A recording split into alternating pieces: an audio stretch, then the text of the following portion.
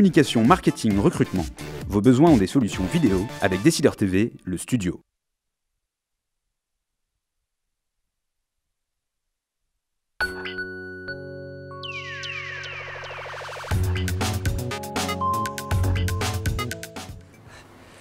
Bonjour à tout le monde et bienvenue dans le numéro 50, et oui déjà, de Startup, l'émission des entrepreneurs, tous les mercredis à midi et demi en direct sur Décideur TV et Madines. Vous avez la parole durant toute l'émission avec le chat à côté de cette vidéo. Nos invités du jour répondront à toutes vos questions, remarques ou commentaires, donc n'hésitez pas, on est là pour ça. Dans le Money Time de l'émission, nous recevrons Nicolas Debronac, le fondateur de Sequoia Pressing. Mais avant cela, on va s'intéresser aux serial entrepreneurs dans le talk de ce live Startup.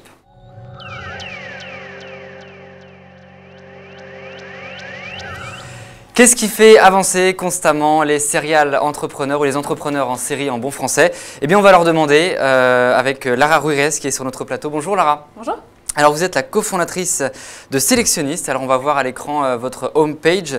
Sélectionniste, c'est un site qui permet de retrouver un produit qu'on a vu dans la presse. C'est bien ça? Tout à fait ça. Comment ça marche? En fait, on peut sélectionner sur le site les Alors, articles qu'on a vus, c'est ça, dans les médias? Ouais, quand on a vu passer, quand on a lu la presse féminine, essentiellement aujourd'hui la presse féminine, qu'on a vu passer un produit qui nous a plu, et ben on se rend sur sélectionniste.com et on utilise notre moteur de recherche pour pouvoir retrouver et filtrer par produit, catégorie de produit, prix et magazine, et retrouver le produit qu'on a repéré. Une fois que le produit est trouvé, en un clic, vous pouvez l'acheter. Super. Et je rappelle qu'auparavant, vous aviez cofondé Auparavant, Dilissim. j'avais cofondé Dilissim avec Tatiana Jama en 2010, voilà, qui était devenu Living Social en 2011. Qui a été revendu, revendu à Living Social. Un an plus tard à Living Social. On reviendra justement sur votre parcours dans cette émission. À vos côtés, Michel Meyer. Bonjour Michel. Bonjour.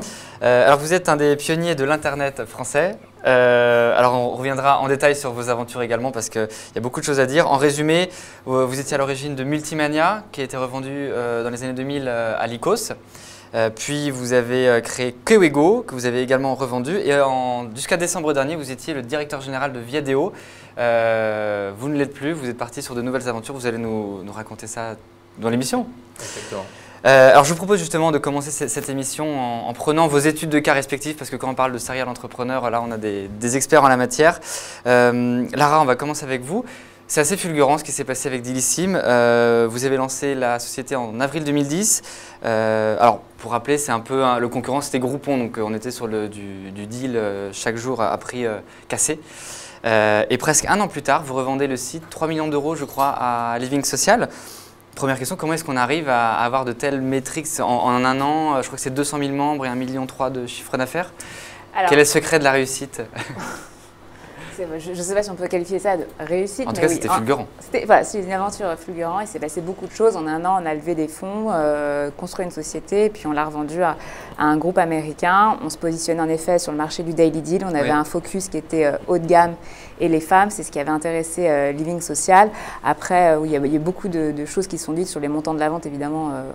C'est confidentiel, comme dans beaucoup de transactions de ce genre.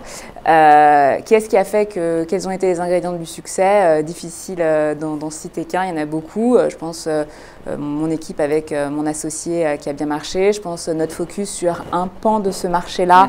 Et justement, toujours notre ambition de vouloir être un peu différent et pas essayer de dupliquer exactement le modèle de Groupon à l'époque.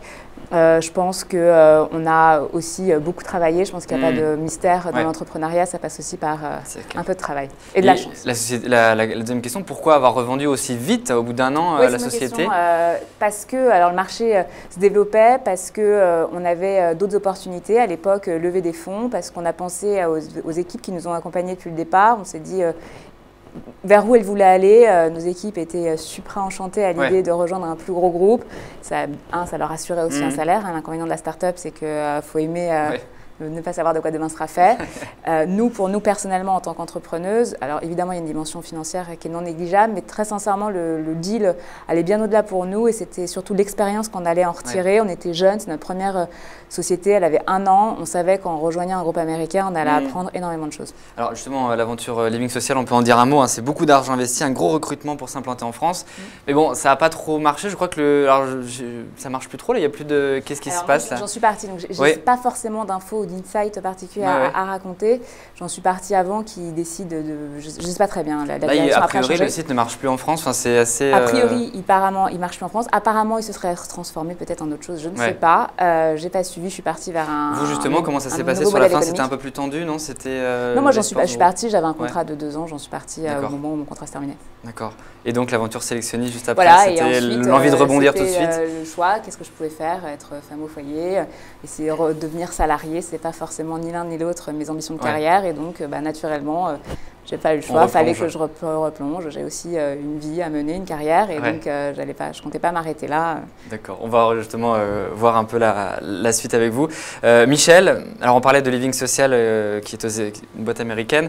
Vous, les États-Unis, vous connaissez bien puisque vous êtes allé dès 1994, je crois, vous avez commencé là-bas. Moi, j'ai commencé ma carrière à Mountain View, entre Netscape à l'époque et Silicon Graphics. Est-ce que c'est là que vous avez chopé le virus de l'entrepreneuriat? Le virus de l'entreprise, clairement, oui, puisque j'étais dans une start-up qui avait été fondée par des Français dans le logiciel d'image de synthèse. Ouais. Et ça m'a vraiment fait, si eux peuvent le faire, pourquoi pas moi? Ouais. Et c'est vraiment le point de départ pour moi de ma carrière. Dans votre parcours, on va voir justement, vous avez acquis cette culture américaine du capital risque. Hein. Vous avez levé beaucoup d'argent dans votre carrière, c'est une de vos caractéristiques? Alors beaucoup d'argent, quand maintenant on regarde en arrière, c'est beaucoup d'argent, mais effectivement, la première levée de fonds, c'est 2,6 millions de francs à l'époque. En 96, et c'était la première levée de fonds effectivement sur Internet en France. Ouais. Et je pense que du coup l'expérience américaine et même l'image que ça a pu nous amener nous a aidé à lever ces fonds. Et après effectivement on a levé beaucoup plus auprès de grands acteurs qui petit à petit se sont mis là-dedans, donc Paribas, Intel Capital à l'époque, jusqu'à lever 64 millions d'euros en bourse en 2000. Avant d'être effectivement racheté un peu plus tard à travers une offre publique d'échange par Lycos. Montant de la transaction de 220 millions d'euros. C'est beaucoup. Quel souvenir est-ce que vous gardez de ces années? Alors, c'est les années de la bulle un peu, c'était des années folles, comme on dit. En fait, nous, on a démarré bien avant la bulle, puisque la boîte a été créée en 95. L'anecdote, c'est que moi, j'ai créé la boîte le 1er septembre avec mes associés. Le 4 septembre, je suis parti au service militaire, puisqu'à l'époque, on devait encore faire le service militaire. Donc, on passait des coups de fil dans l'entrée de la caserne. Et puis, mais c'était une période qui était phénoménale. Alors, la période phénoménale, c'est vraiment de 98, je dirais, à 2000. Parce qu'avant, c'était très dur. Moi, je me souviens d'avoir fait des premiers meetings avec tous les gens qui étaient dans l'Internet en France. Il y avait Jérôme Leca qui maintenant... Oui, il était sur ce plateau il y a voilà, il y avait Rafi Aladjian et tout le monde. Et on tenait presque dans une pièce comme ici parce que c'était le tout début. Et ça a démarré bien moins vite que ce qu'on pensait, comme d'habitude. Par contre, de 98 à 2000, c'était génial. Et on a eu un timing magnifique d'une certaine manière, puisqu'on est rentré en bourse le jour du pic du nouveau marché, effectivement. C'est de la chance, des fois, donc, de la chance, du travail. Moi, je rejoins plutôt le côté travail. Alors, il faut provoquer la chance. Voilà, faut en avoir, mais il faut quand même la provoquer parce qu'il faut travailler d'arrache-pied. Alors, justement, après la vente à Lycos de Multimania, vous prenez une année sabbatique, c'est ça? Vous profitez de la vie? Ouais, après, quand Lycos a racheté Multimania, c'était une période un peu différente puisque Lycos avait racheté 4 autres entreprises à l'époque, 3 autres, pardon, donc Spray, Caramel et Lycos SARL. Donc je me suis occupé on va dire, de réorganiser tout ça. Donc là, c'était autre chose. C'était un peu un autre métier parce qu'il y avait, on a dû faire un plan social. En plus, c'était là les années noires de l'Internet. Donc j'ai fait ça pendant une année et demie à peu près. Puis après, j'ai pris un temps pour m'occuper de ma première fille à cette époque-là et travailler avec une organisation non gouvernementale qui s'appelle Planète Finance que j'ai aidé pendant à peu près un an et demi, Jacques Catali et Arnaud Ventura. Voilà, c'était une autre expérience. Et donc vous replongez en 2003 avec l'aventure Kewego. Qu'est-ce qui s'est passé là? Vous avez c'est assez rigolo parce que j'ai retrouvé on s'est retrouvé avec un de mes associés de Multimania autour d'une bière. Et tous les deux, on avait eu des entretiens pour aller dans des grosses entreprises, à des postes plutôt sympathiques, d'une certaine manière. Et puis on s'est dit, non, en fait, c'est pas pour nous, c'est pas le moment, on a envie de recréer quelque chose ensemble. Et puis on a décidé, c'est assez marrant parce qu'on a décidé de recréer quelque chose ensemble. Et ensuite, on a cherché quoi créer. Et à cette époque-là, il y avait plein de technologies qui démarraient, le Wi-Fi, les RFID, c'était le tout début. Et on est arrivé à se dire, le haut débit va révolutionner les médias avec la vidéo. Et c'est comme ça qu'on est arrivé, on va dire, à créer Kewego à ce moment-là. Alors, vous avez beaucoup de points communs tous les deux. Vous avez parlé de votre associé Olivier Ekman. vous avez tous les deux ce point commun d'avoir des alter ego. Vous, c'est Tatiana, Jama en l'occurrence. Est-ce que sans eux, vous auriez autant fait de choses? Est-ce que vous avez eu cette fibre entrepreneuriale de tout le temps créer? Est-ce que vous supportez les deux mutuellement ou est-ce que vous tirez mutuellement comme ça? Je pense que la fibre, on l'a. C'est quelque chose, moi, je l'ai ressenti comme quelque chose d'assez inné. Chez Tatiana, c'est pareil. Donc, je pense que la fibre entrepreneuriale, on l'a. Après, est-ce que l'aventure aurait été la même sans ce binôme? Je suis convaincue que non. Je pense que quand bien même on a un parcours similaire, on est deux anciennes avocates toutes les deux, on a un caractère et une approche business hyper différente et on est très complémentaires au quotidien. Donc non, pour moi, entreprendre à deux, ça a énormément de valeur parce que du coup, ça nous permet de partager les bonnes nouvelles, de partager les moins bonnes nouvelles. Ça nous permet d'être en permanence challengés et de pouvoir du coup avoir comment dire, une espèce d'alarme qui clignote. À partir du moment où on n'est pas d'accord sur une potentielle décision, c'est que vraisemblablement aucune de nous deux n'a raison, personne ne détient la vérité absolue. Et dans ce cas-là, ça nous force à aller creuser et à chercher une troisième voie. Donc non, pour moi, être à deux, c'est... Et l'aventure sélectionnée, justement, est-ce que vous la voyez faire sans Tatiana, justement? Est-ce que ça s'est fait en... Ah non, mais pour nous, c'était assez naturel de repartir ensemble. Je pense que quand les histoires d'associés dans une entreprise sont particulièrement compliquées. Je pense que c'est difficile, c'est comme un mariage, faut que ça fonctionne. Et quand ça a fonctionné une première fois, je pense que c'est compliqué de prendre le risque de se dire, bah non, si je retentais le diable, non, ça marche bien, on s'entend bien, on aime bosser à deux. Et donc, pour nous, c'était assez naturel de le refaire ensemble. Même question, Michel. Alors, je rajoute celle de Maria René qui nous demande, peut-on réussir tout seul? Est-ce qu'on peut réussir tout seul? Et vous, quel est l'apport d'Olivier dans votre... Alors moi, Multimania, on était 5 au départ. D'accord. Ensuite, Kiwego, on était 2 avec Olivier. Pour moi, l'apport, effectivement, il est énorme. Il va plus loin, il est presque un apport aussi, je dirais, au niveau du moral. On n'est pas toujours à 100% tout le temps. Donc quand on est 2, quand on est un peu fatigué, généralement, c'est l'autre qui prend le relais. On prend des meilleures décisions ensemble. Après, est-ce qu'on peut réussir tout seul? Moi, je pense que oui, on peut réussir tout seul. On gagne une vitesse d'exécution un peu plus rapide. Par contre, on perd effectivement le côté d'être soutenu, le côté d'être effectivement challengé sur un certain nombre de décisions. Donc il faut savoir, en tout cas si on est tout seul, je pense qu'il faut savoir bien s'entourer assez rapidement. Alors, un autre point commun que vous avez, c'est que vous avez toujours vendu vos sociétés à des groupes qui ont connu des problèmes par la suite. Alors, est-ce que c'est un hasard ou une coïncidence? Parce que je me rappelle d'une phrase de Warren Buffett qui disait « Moi, j'ai toujours vendu mes sociétés trop tôt ». Est-ce que vous aussi, c'était vous avez senti le moment où il fallait vendre à partir du moment, je ne sais pas? Moi, dans mon cas, c'était un petit peu différent puisqu'on avait déjà une certaine taille, une certaine existence, des fonds d'investissement qui étaient à notre capital. Et une des contreparties d'avoir des fonds d'investissement à son capital, c'est qu'à un moment, il faut trouver une exit. Donc, à un moment, cette question se pose de manière relativement solide. Après, dans tous les cas, on a eu plusieurs acheteurs potentiels. Alors, ils ont eu moins de succès.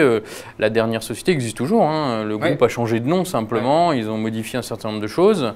Et Multimania existe toujours aussi. Bon, sauf qu'il a été racheté dans le cadre d'une mezzanine par d'autres acteurs. C'est difficile parce qu'une fois qu'on n'est plus aux commandes et que quelqu'un d'autre vraiment dirige tout ça, est-ce que ça prend plus forcément le chemin qu'on aurait pris soi-même? Mais en même temps, on l'a vendu pour ça. C'est comme si vous avez une maison, vous vendez votre maison. Si les gens qui l'achètent, ils redécorent complètement différemment, voilà, c'est un peu le principe, quoi. Alors, Julio Iglesias nous pose une question. Comment trouver la motivation d'entreprendre après une dizaine d'aventures entrepreneuriales? Alors, c'est un peu le thème de notre émission. D'où est-ce qu'elle vient cette énergie? D'où est-ce qu'elle vient cette fougue pour toujours créer? Moi, je pense que ce qui m'anime personnellement, c'est la liberté de création. C'est-à-dire, c'est le fait de pouvoir en permanence être libre de se dire, bah voilà, j'ai l'impression qu'il y a sur ce marché-là un trou. Comment je peux le combler et là, à partir de là, on a le champ libre, on peut tout imaginer. Et je pense que moi, c'est ce qui m'anime, c'est cette liberté-là de pouvoir tenter de nouvelles choses. Après, entreprendre, je pense, à mon sens, c'est le plus beau métier du monde, c'est une excitation au quotidien. C'est pas tout rose tous les jours, évidemment. Beaucoup d'entrepreneurs souffrent. Moi, j'ai une aventure extraordinaire avec des hauts, évidemment, des difficultés comme toujours, mais malgré tout, je pense que cette excitation qu'on vit, c'est une adrénaline. Ça se sent en tout cas. La passion est communicative en tout cas. C'est difficile d'y résister, quoi. Vous, Michel, j'ai vu sur vous avez une page de profil, on va sur about.me, I love building team. Ouais, tout à fait. Vous adorez créer des équipes, c'est ça ce qui vous fait vivre? Oui, moi je pense que c'est une très grosse motivation du côté entrepreneurial, c'est qu'on construit des équipes avec lesquelles on vit. Et ça c'est génial, il y a une ambiance en général, enfin dans toutes mes boîtes l'ambiance a toujours été très bonne. Voilà, ça fait vraiment partie de la motivation qui donne envie de venir au boulot le matin, quoi, hein, et c'est quand même ça qu'on cherche tous, une envie de se lever. Alors Laroche nous demande, peut-on passer d'un secteur à un autre sans transition? Sans transition, alors en l'occurrence, c'est des secteurs assez proches finalement, la mode. J'ai essayé de leverager mon expérience de l'e-commerce que j'avais apprise à travers Dilyssim vers quelque chose d'un peu nouveau qui mêle médias et e-commerce. Après, je ne sais pas si la question porte sur le sans transition ou sur le passer d'un secteur à un autre. Je pense que c'est sur le sans transition.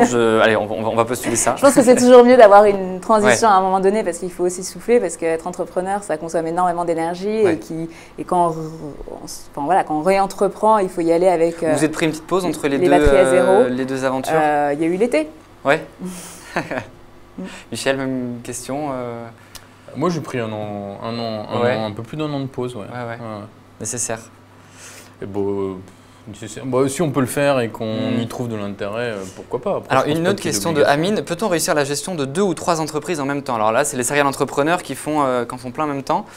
Est-ce que ça marche? Est-ce que vous, de vos expériences, c'est possible? La gestion en tant que telle, c'est compliqué. Si on est vraiment au quotidien dans l'entreprise, c'est difficile d'être au quotidien dans 3 entreprises, moi, je pense. Après, ce qu'on peut faire, c'est accompagner des projets. Moi, à tous les moments, j'ai accompagné des projets, soit en les aidant au départ, soit en ayant une position au board ou des choses comme ça. Donc ça, c'est tout à fait faisable. Après, il peut peut-être arriver qu'on ait une idée qui est très proche de ce qu'on a, mais de la boîte dans laquelle on est, mais qu'on a envie, on va dire, de fidéliser pour une raison X, Y ou Z. Ça, je connais des gens qui l'ont fait et ça a fonctionné. Mais à un moment, il lâche, il donne les rênes à quelqu'un d'autre parce que c'est compliqué d'être opérationnel en 2 boîtes en même temps. Vous, l'aventure du grand groupe, on disait, alors on va peut-être parler de l'expérience Viadeo aussi. Est-ce que vous sentez clairement que vous ne pouvez pas rentrer dans des cadres et que vous avez besoin de cette envie d'entreprendre, c'est ça au quotidien?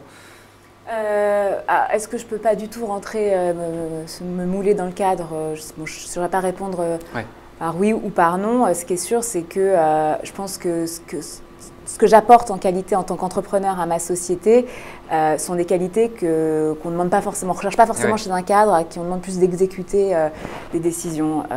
Après, je pense que tout dépend des groupes. Je pense qu'il y a des groupes qui laissent énormément de liberté et énormément d'épanouissement à leurs salariés et qui leur permettent de tester et de faire vraiment de l'intrapreneuriat au sein d'un groupe. Moi, je n'ai pas de problème avec le groupe en particulier. Après, c'est sûr que si ce qu'on me demande, c'est juste d'exécuter une décision auquel je ne crois pas, je y vois moins d'intérêt.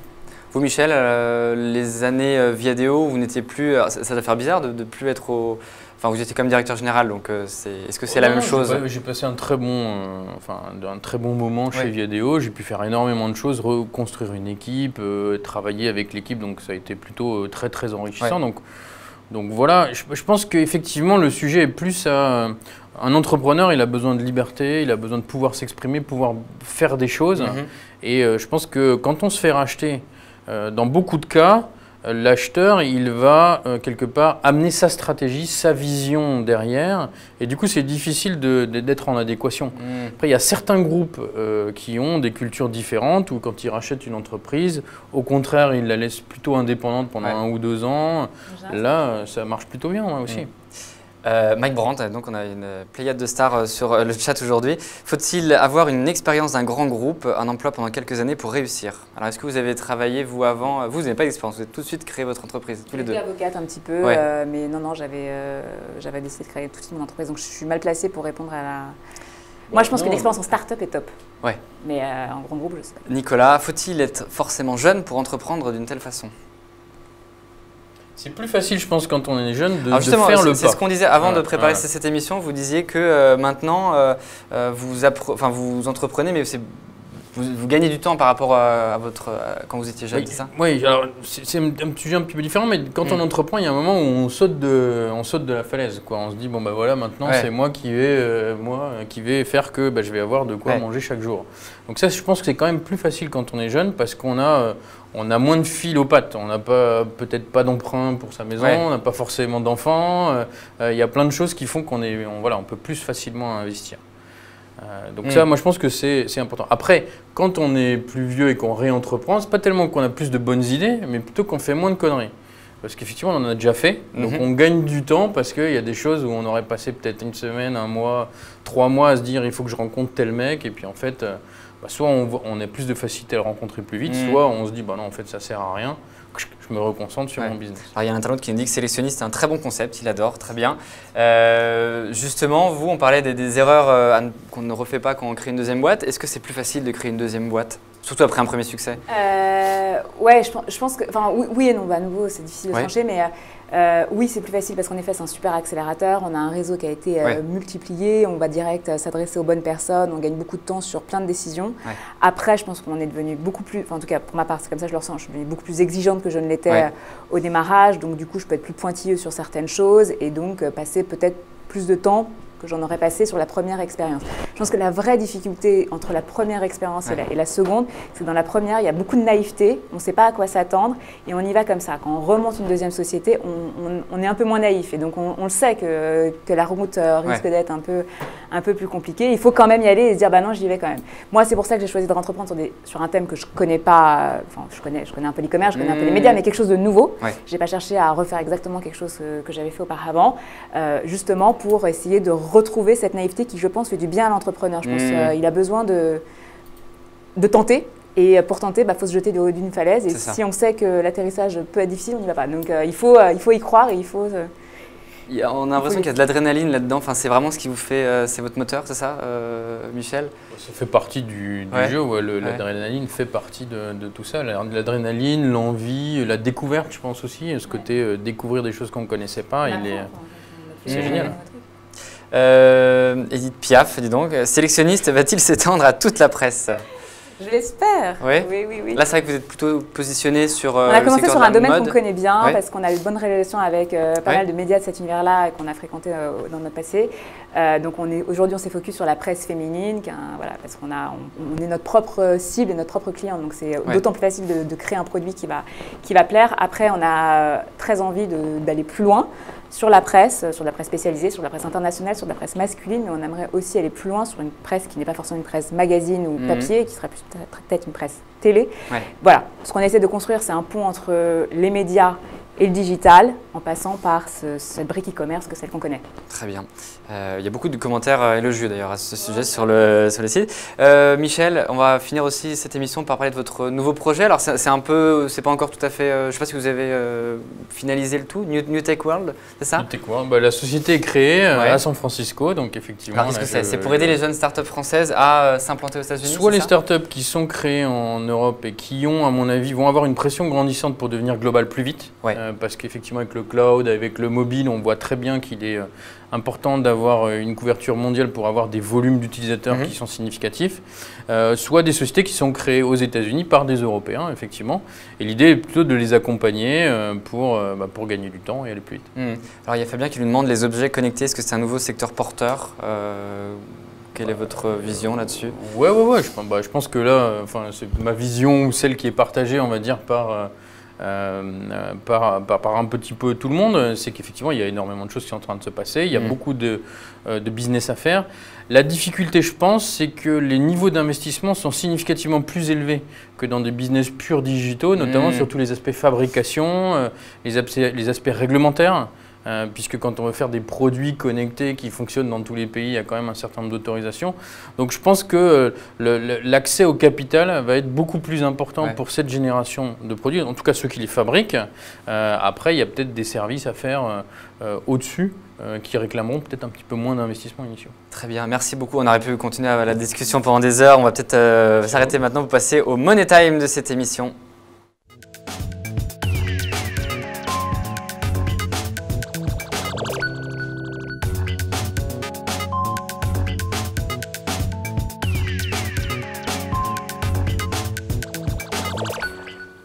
Money Time, la rubrique où les entrepreneurs viennent parler de leur entreprise. Et cette semaine, nous recevons le fondateur de Sequoia Pressing, Nicolas Debronac. Bonjour Nicolas. Bonjour. Alors, présentez-nous Sequoia, qui est une entreprise de pressing, c'est ça? Alors tout à fait, Sequoia Pressing, une entreprise qu'on a donc créée en 2008. Donc on attaque la 6e année maintenant. Oui. On est parti d'un constat assez simple sur le monde du pressing, qui est tout sauf en évolution, qui était vraiment assis sur ses acquis depuis une bonne trentaine d'années en France, avec une technologie qui était pointée du doigt, qui a d'ailleurs depuis été interdite en 2013. C'est le perfluoréthylène, c'est ça? C'est une substance interdite désormais? Exactement, qui est utilisée dans la majorité encore aujourd'hui des installations de nettoyage à sec. Donc on a acheté un brevet, on a regardé ce qui se passait aux États-Unis comme souvent avec nos associés. On a acheté un brevet d'une nouvelle technologie de nettoyage à sec qui fonctionne avec du silicone liquide. Et on a autour de ça créé un concept un peu moderne, un peu novateur, éco-responsable dans son ensemble, pour essayer de répondre aux attentes des consommateurs. On a essayé de jumeler les attentes avec les propositions qu'on pouvait faire pour faire innover ce métier-là. D'accord. Lancer une chaîne de pressing, votre entourage, comment est-ce qu'il a réagi? C'est pas un projet fou? Justement, on parlait de web et tout ça auparavant. Vous voulez vous lancer sur du pressing? Ça n'a pas paru surprenant au début? C'est un beau métier. C'est un beau métier. C'est très important de le dire. C'est plus facile, je pense, de lancer quelque chose sur un secteur qui n'intéresse et qui ne fait pas rêver grand monde. Sur le pressing, ça ne fait pas rêver en général. J'étais très jeune à l'époque, j'avais 24 ans, on était passionné de New Tech. On s'est lancé après la bulle Internet et on s'est dit que c'était peut-être plus facile parce qu'il y avait plus d'opportunités, plus d'évolution dans les secteurs où pas grand monde s'y intéressait malheureusement. C'est une question stratégique au final. Et question stratégique, et surtout qu'on a eu accès en opportunité sur une technologie, donc c'est toujours intéressant. On a eu un petit peu de chance de ce côté-là. Et ensuite, c'est très différent parce que c'est des très gros investissements tout de suite. On a dû créer des boutiques, acheter des machines, acheter des meubles, prendre des pas de porte, créer une usine. Et c'est qu'au bout de la 5e, 6e année d'activité, aujourd'hui on a 40 pressings, essentiellement en franchise. On en a 5 en propre sur notre entreprise, plus une usine pour les entreprises. Et c'est que la 6e année qu'on commence à obtenir de la rentabilité. Donc ça c'est compliqué, il faut s'accrocher, il faut se battre, il faut y croire. Plein de moments, on se remet en question. C'est la persévérance, Alors justement, vous parliez d'argent, de gros investissements au départ. Vous avez été aidé par des actionnaires assez... des beaux noms, en tout cas. Monsieur Bouygues, je crois, Pascal Nègre également. Est-ce que vous pouvez nous raconter ces histoires? Comment est-ce que vous avez réussi à les faire entrer au capital? Sans nos actionnaires, on n'aurait jamais rien pu faire, parce qu'évidemment, moi, je n'avais pas un copec, donc je ne pouvais pas faire grand-chose. Donc, on a réussi à faire un tour de table avec des gens que j'ai eu la chance de rencontrer. Ma vie professionnelle d'avant, j'ai eu la chance de travailler chez Alain Flelou, qui est le numéro 1 de la franchise aujourd'hui en Europe d'ailleurs, enfin numéro 2 derrière McDo. Et donc, on a développé notre métier en franchise. C'est très important d'avoir une entreprise, une expérience là-dedans. C'était le hasard des rencontres. À chaque fois que je croisais quelqu'un qui avait potentiellement des sous, je lui sautais dessus pour dire tiens, moi j'ai un truc. On ne sait pas ce que ça a donné, c'est peut-être complètement débile, mais il y a peut-être quelque chose à faire. Est-ce que tu es prêt à mettre des sous dessus? Et oui, il y a Martin Bouygues qui est actionnaire de la société aujourd'hui.